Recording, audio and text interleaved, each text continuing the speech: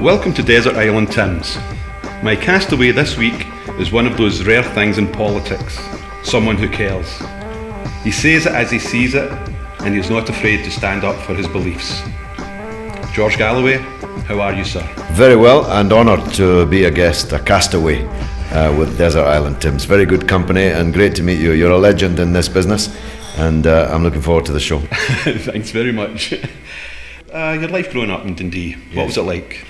Well, I was born in the Irish immigrant quarter of Dundee, which was once actually just outside Dundee, called Lochie, or Tipperary, as it was popularly known. My grandparents arrived in their bare feet at Anderston Quay in Glasgow and walked in their bare feet the road in the miles to Dundee, 80 miles, to work in the jute and flax mills there in Lochie. When I left school, I did myself. Some of those relatives lived to see me elected as the Member of Parliament for Anderston Quay, which I'm particularly proud of, even though the Daily Record excrescence is there today. It is the boat, where the boats came in. And of course, as they moved through Anderston, Partick, they would have been confronted with the famous signs, no dogs, no Irish, inhospitable welcome for Irish immigrants at that time. And so I was brought up in that ethos, and I was born in 12A Athol Street, which is no longer there in that form, but it was a slum tenement. I was born in an attic with a sloping roof, obviously, and such was the slope on the roof that I spent my first weeks, maybe even a couple of months, sleeping in a drawer. Not a closed drawer, I quickly add, a drawer taken out of the chest of drawers, because there was no room for the cot. And then when I was 4 years old, I moved to a brand new spanking council house estate, still in Lochie, called Charleston, kind of overspill from the slum clearance programme that the Labour government and council was then involved in. And that was a transformation in my life. Suddenly, the toilet seat wasn't always warm because you were sharing it with 4 other families. Suddenly, you had a garden, front, side, and back. There was a smell of new paint, new cement. It was a wonderful time. I had a wonderful childhood, I must say. And I was born into the most loving of homes. My father was a factory worker, a trade union activist in the engineering union, the AEU as it was then known and now is again, as a section of Unite. And my mother was a school cleaner. My father retrained and became a teacher in his late 40s after being made redundant from the factory. But for most of their lives, my parents earned their living by sweating, by the sweat of their own brow. But no family could have been more inquiring and determined that we should all inquire, that we should read, that we should look things up, don't ask questions, go and look in the encyclopedia and so on. It was an amazing family, a very political one, historically conscious, especially on the Irish question. My maternal grandfather has now ended up in the Penguin Book of Quotations. It's a true story. I came home and told him that the teacher had said that Britain had an empire so vast that upon it the sun never set. And he answered, that's because God would never trust the British in the dark, which is a stroke of genius from a mill worker. He really did say it, and I've really got it in the Book of Quotations. I'm very proud about that. Your first song? Well, I have the great privilege of having become a good friend of Yusuf Islam, who is now, of course, a man who runs Islamic schools, though he's recently made a return to music, though not quite the music that he was doing before, as Cat Stevens. But I always felt the spirituality of Cat Stevens, even long before he discovered religion and became a Muslim. I knew that he was a believer in God, as I am myself. I knew that he felt that there was more to life and the universe than material things, that the spiritual was centrally important to the human race. And I think that one of the songs that he sang as Cat Stevens would pass muster now as a spiritual song in his new canon. And it's Morning Has Broken, and I hope people enjoy it. That was Morning Has Broken by Cat Stevens. What took you into politics? Well, I was born into politics, really. Ours was a house in which politics was constantly discussed. My father was an official in the union, but also an activist in the Labour Party. And our house was basically an election rooms every time there was an election, and that was every year in those days for the council, and then every 4 or 5 years for general elections. I was handing out leaflets at school gates from when I was 5 or 6 years old with my father. He was a great Labour man. He was not as left-wing as me. He was more of a mainstream Labour figure. He loved Harold Wilson, for example. He thought that Harold Wilson was the bee's knees. I later got to know Harold Wilson very well, and he was indeed an outstanding figure. But I would never have said I identified with his politics, but my father did. My mother was more left-wing than my father, but both were Labour people within the Labour tradition. So I was always the kid at school who knew who the president of Uganda was, who had just won the election in Ouagadougou. I grew up in a house that considered politics to be vitally important. Just to give you an example, we were never allowed to watch ITV, never. So to this day, at my age, I have never seen Coronation Street, never, because my parents regarded ITV as irredeemably trash television. We were only allowed to watch the BBC when the BBC was maybe something in the way that it currently is not. And BBC Two, especially when that came out, all the time seeking to improve ourselves, learn more, raise our level of culture. This was their great ambition. So it was inevitable that I would live a political life. I never knew that I'd be 26 years an MP, let alone in 4 constituencies in 2 countries. But I always knew I'd live a political life, and I thank God every day that I've been able to earn a living, a good living, from doing things I would do for nothing. Yes. I hope they're not listening. They might start paying me nothing. Your second song? Well, this again sounds as if it's a religious song, and in a way it is. It's called Halo by Beyonce, a person I find to be of rare beauty and grace. And her voice is truly that of an angel. And this song called Halo reminds me very much of when I met my wife. I felt that she had this halo of spirituality about her, which is always something that's important to me. And I think that good people do have a kind of halo. They have a kind of aura, which is sometimes rare to find. It can be misleading also, of course, but not in her case.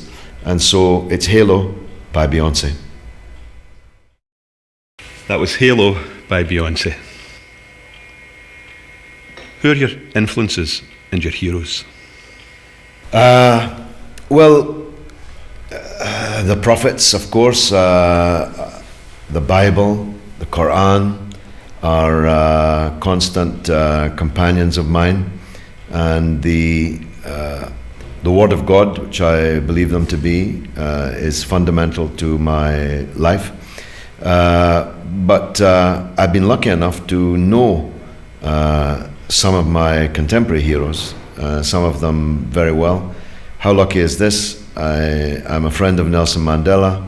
I'm a friend of Fidel Castro. I'm a friend of the son of Che Guevara, Camilo. I have worked with some of the greatest people that are alive today, and some now past, but really important figures. So if I was going to President Arafat, I should have mentioned I was a close friend of his, the late Benazir Bhutto, cruelly assassinated in Pakistan 5 or 6 years ago.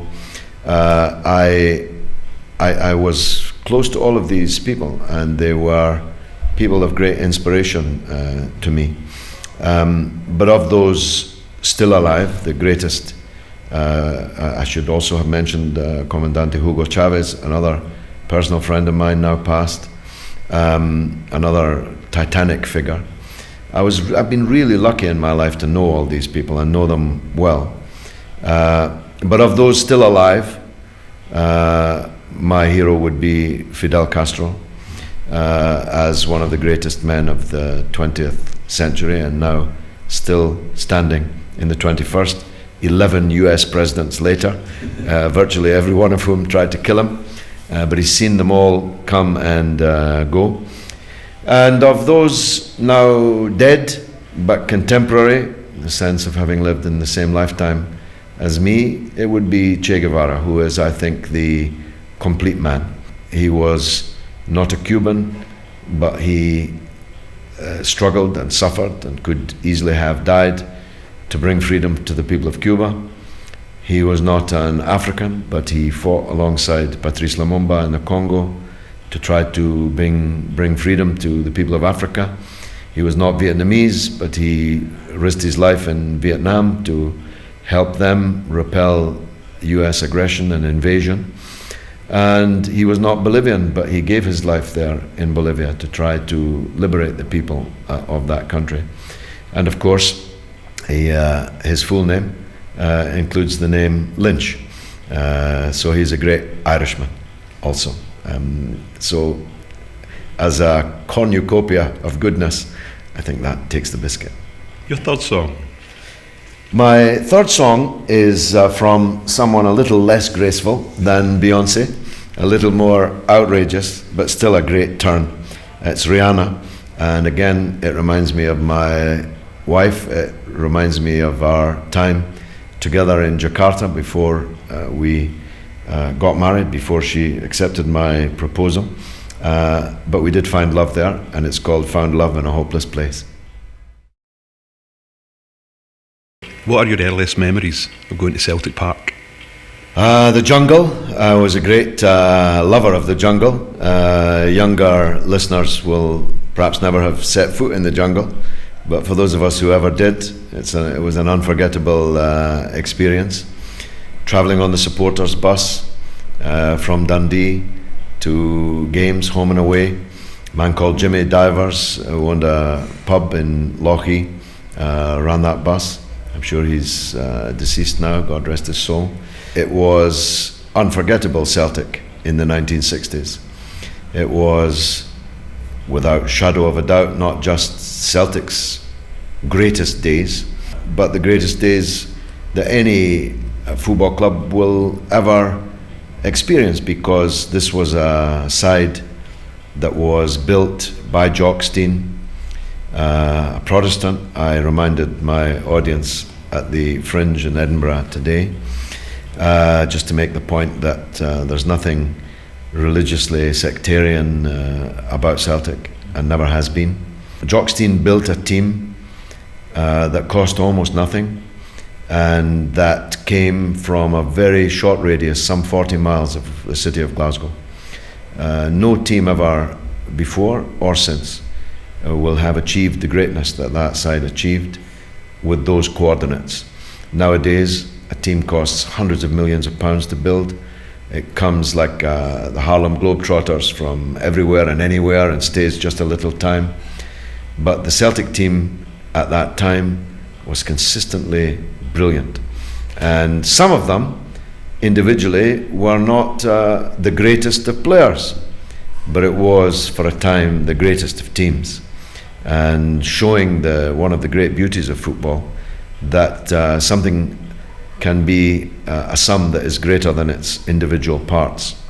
And that has to be down to the greatness of Stein. And the players that we had there, some of whom have now passed from us, some of the greatest of them, Jimmy Johnson, Bobby Murdoch, have passed. I think Ronnie Simpson, also deceased, have passed from us now, but they will never be forgotten. Like Jock Stein, they truly are immortal. Celtic was run by the Biscuit Tin Brigade at that time, which turned out to have its real shortcomings. And I supported the campaign led by my very dear friend Brian Dempsey to overthrow the Biscuit Tin Brigade. But I'm not sure that what we have now is all that it could be or should be. And there were some aspects of the Biscuit Tin days that were more wholesome than we have today. I remember very well, I was talking about it today at the Fringe. We have a Celtic supporters club in Parliament, which is MPs, lords, and policemen and workers in the building and so on. And Fergus McCann came down to speak to us, and he went on all night about us as customers and how he was determined to give us a better deal as customers. And finally I said, listen Fergus, we are not customers. Customers can take their custom elsewhere. If what's on display is rubbish, they can go across the road and buy somebody else's goods. But that's not us. We're here because our fathers and our grandfathers were here, and our children and their children will be here. We're more than customers, so please don't patronize us. At the very least, the old Biscuit Tin Brigade would have realized that, would have understood that instinctively. I'm not apologizing to the Biscuit Tin Brigade, although some of them were always very kind to me. Chris White, the secretary, for example, was always very kind to me. I'm not apologizing to them, and I'm certainly not breaking with Brian Dempsey and his friends that helped to transform the club. And of course, the stadium we have today is out of all recognition to that which we had in those days. And I may be just being nostalgic, but I don't get the same feeling sitting in a box that I did standing in the jungle. Yes. Your fourth song. Now this is an important song in that I'm one of the world's greatest Bob Dylan fans. I have everything that Bob Dylan ever made in triplicate and more.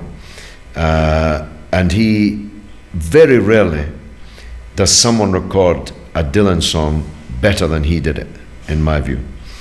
But this song, To Make You Feel My Love, is first of all an unbelievable love song, unbelievable, powerful poetry. And I believe that Dylan is the greatest poet since Shakespeare. I think he is in the league with Shakespeare. But Adele, an English girl from South London, manages to sing this song even better than Dylan. In fact, quite a considerable bit better than Dylan. And it's one of the songs which has transformed her life. She was very sad when she was singing these songs. She's happier now. She's married and got a baby and very happy, and I'm very happy for her. I don't know her, but I feel a great affection for her, not least because of the way she delivers this Bob Dylan classic, To Make You Feel My Love. Mr. Galloway, what irritates you? Hypocrisy is the biggest sin. I hate people who say one thing and do another, who say one thing today and something different tomorrow, who say one thing here but a different thing there. I hate hypocrisy, I hate cynicism, the kind of mentality that says, well, nothing can ever change. I'm all right, Jack. Look after yourself, look after number one, that kind of cynicism. This is the devil talking. And this is not what we're here for. People who not only change their political ideas, but hope that we didn't notice that they changed, never explaining why they were wrong before and they're right now, why we should have believed them before and should believe them now when they're saying something diametrically opposite. I know that you know I'm talking about Dr. John Reid, the erstwhile chairman of Glasgow Celtic, who, when I met him, was an Irish Republican, communist, hardline, Stalinist, and who has become effectively a mouthpiece for American imperialism and a betrayer of everything that Labour once stood for. He, in a way, is a walking exemplification of cynicism and hypocrisy, because he's never once explained why we should believe him now when he was saying something completely different before. So I hate these things. Like any human being, I get irritated if somebody doesn't let me emerge onto the main road or cuts me up on the road and so on. But these irritations quickly pass. The former, however, are profound irritations and things against which I struggle. Your fifth song. Well, this one reminds me of my first wife and the mother of my daughter, who is herself now a mother of 4. And we came upon this song on a jukebox in Morocco in the early 1970s and danced to it in this really rather dusty joint. And it's by a very great artist who has achieved miracles. I mean, this is God's work. This artist has been completely blind all of his life, and yet is able to write songs about beauty when he's never seen beauty. He has never seen anything. He's never seen the sky, doesn't know what a human being looks like, doesn't know what anything looks like. And yet his songs have such power and such sweep of all the emotions of life that I've been a lifelong supporter of Stevie Wonder, and this is his best song, Superstition. That was Superstition by Stevie Wonder. How do you relax? I don't get a lot of time to relax, to be honest. I switch off during a good football game, but not a bad one. If it's a bad one, I'm afraid my mind goes back to more earthly preoccupations. I like movies. I don't sleep all that much. I have the benefit of not needing much sleep, so and my wife, who is considerably younger than me, is in the same boat, so we watch a lot of movies late at night, and we enjoy that very much. I have, by the grace of God, many children, and I enjoy my time with them as much as I possibly can, and God willing, I hope to have more. I can multitask. So, for example, driving through Scotland in the last couple of days, I can enjoy the beauty but still be thinking about the war in Afghanistan at the same time. I'm lucky that my mind works very quickly and on very many levels. So relaxation, in the sense that most people enjoy it, I kind of don't get a lot of. I've got a big garden that I don't spend any time on, and it shows. But I don't get any satisfaction out of painting walls or building dry stone dikes or any of that. So normal therapies I don't really have a great deal of time for. Maybe one day I'll be able to slow down a bit, but for the moment I've never been busier. Fantastic. Your sixth song. Well, Prince is the king for me. His body of work is truly phenomenal. I had the pleasure to know him more than 20 years ago, and to hang out with him. And he's a fascinating wee guy.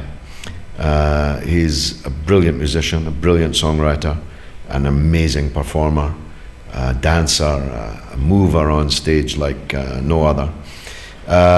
And he's written some really outstanding songs that will stand the test of time. This one was the last occasion that I communicated with him.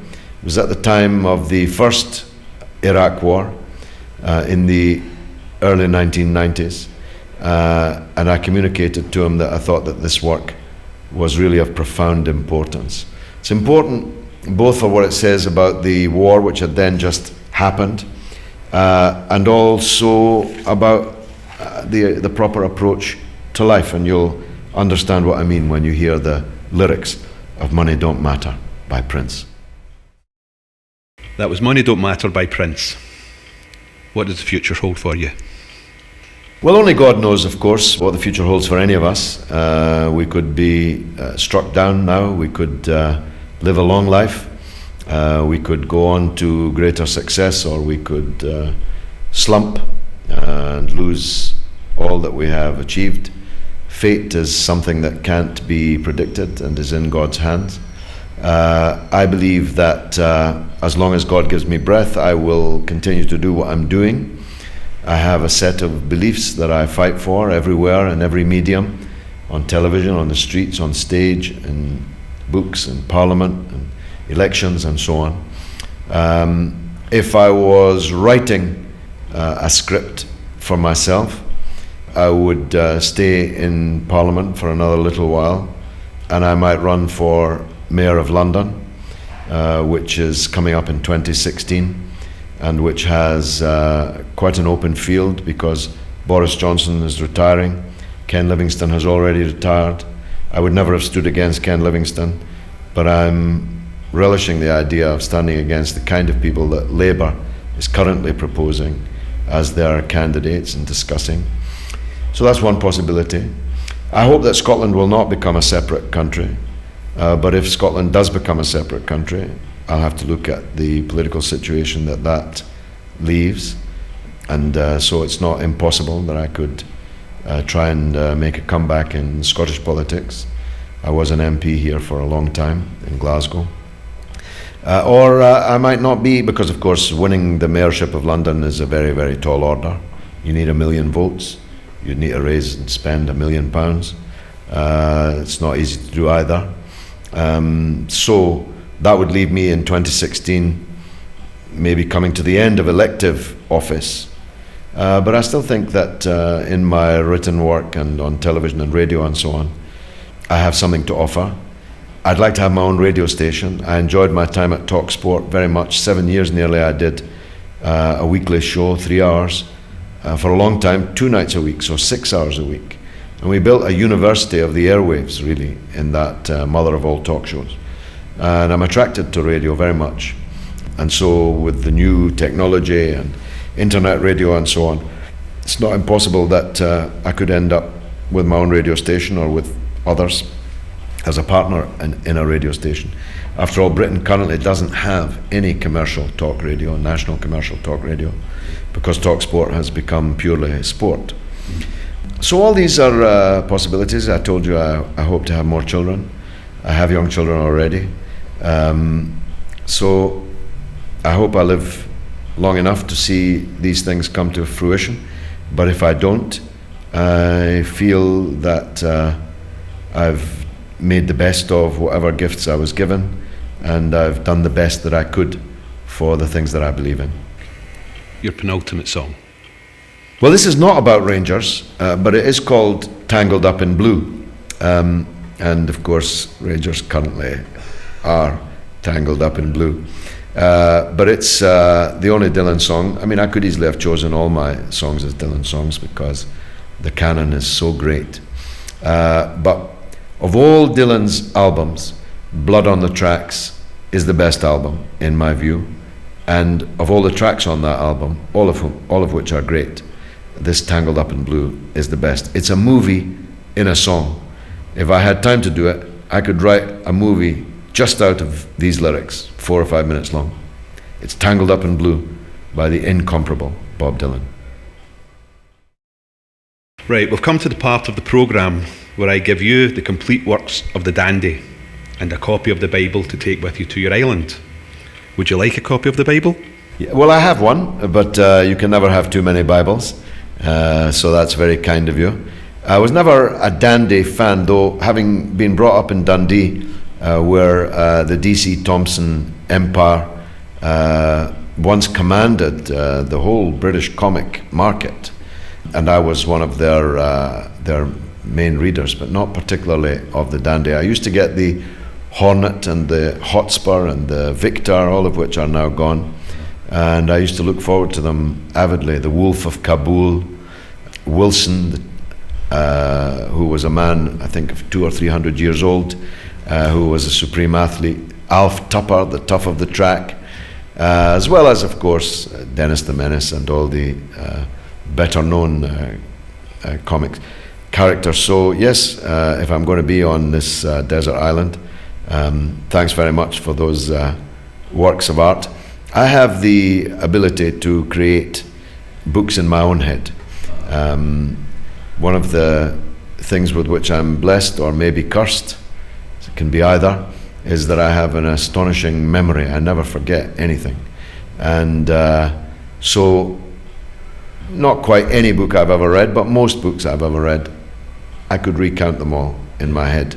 So that would keep me going on the desert island whilst I waited for a rescue. Well, that's what I was going to ask you. Which other book would you take, and why?